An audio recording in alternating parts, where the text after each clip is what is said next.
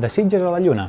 La pel·lícula de Duncan Jones ha aconseguit el premi a la millor pel·lícula del Festival de Sitges, un festival que en la seva millor edició ha recuperat l'adjectiu que millor el defineix: fantàstic. Hey, are you fucking with me? El Festival del Públic.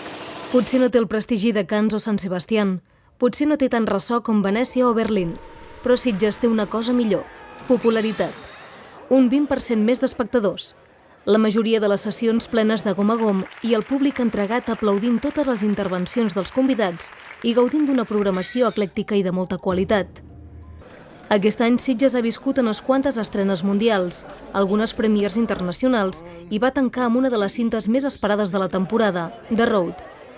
L'adaptació del llibre de Cormac McCarthy va ensenyar a Sitges com pot quedar el món després d'una possible nova guerra mundial i va ensenyar un dels convidats més agraïts que han passejat pel festival, Viggo Mortensen. L'actor es va posar a tothom a la butxaca adreçant-se en un català notable durant la cerimònia d'entrega de premis. Gràcies per aquest premi. Jo creia que encara em quedaven uns quants anys més com a actor de cinema, però amb això sembla que ja estan tocant la cançó de la meva retirada. I abans que Viggo Mortensen agraís en català el Gran Premi Honorífic del festival, van poder conèixer un palmarès molt llunàtic. La pel·lícula de Duncan Jones, Moon, es va endur 4 guardons de la secció oficial, entre ells el de millor pel·lícula i el de millor actor per Sam Rockwell. Director i actor ens van explicar 4 coses d'aquest relat intimista rodat en un dels escenaris més grans, l'espai. Again, I think because this was designed first and foremost to be a character film, I really wanted to show more the psychological effects of being on your own for a long period of time. There's been some amazing feedback so far about Moon, which has been, some of it totally unexpected for me. I know there's a professor in Australia who's actually been using it as a tool for some of the people she works on a clinical level who've spent a lot of time in isolation or in solitary confinement. And for whatever reason, people who've been through that experience really relate to this film, and it gives them a way of expressing the feelings that they've been through when they've been on their own for a long period of time.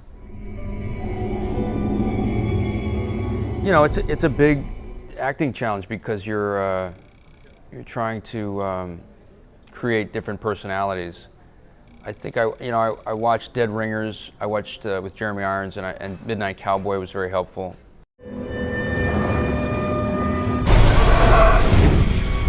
I think it's definitely what makes science fiction so interesting. In space, no one can hear you scream. It's that thing. So you are alone in a giant ocean. I think Jaws and Alien and those movies deal with the same thing. They had a monster. We don't have a monster.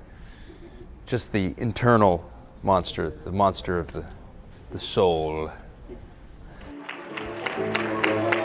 I més premis, alguns d'atrevits com el de millor director a Brillante Mendoza per Guinatai o l'especial del jurat a l'al·lucinada Enter the Void de Gaspar Noé. Però si hi ha un premi que va arrencar aplaudiments i crits d'aprovació, va ser precisament el del públic. Zombieland es va emportar el Premi de Votació Popular gràcies al seu humor incisiu, bromes cinèfiles d'alçada i un look visual que renova l'amanit subgènere de les comèdies de terror.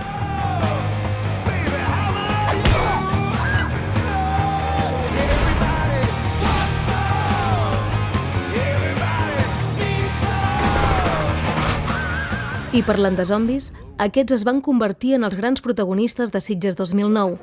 A banda d'innombrables pel·lícules ressuscitades a diverses seccions del festival, es va tornar a celebrar la concorreguda Zombie Walk, una rua gens morta que va envair Sitges el dissabte 10 d'octubre. Algo de fantasma. La setmana que ve parlarem més extensament d'aquest Sitges 2009. Repassarem els homenatges a algunes figures claus del fantàstic, parlarem amb el director i la nena protagonista de La huérfana, i veurem imatges d'allò que l'ull no veu durant el festival. Que bonito, ¿no? Es más bonito que el Oscar. Per acabar el reportatge, us deixem amb imatges d'aquesta Zombie Wall i amb la música del thriller de Michael Jackson. Sí, una cosa que no s'ha fet mai.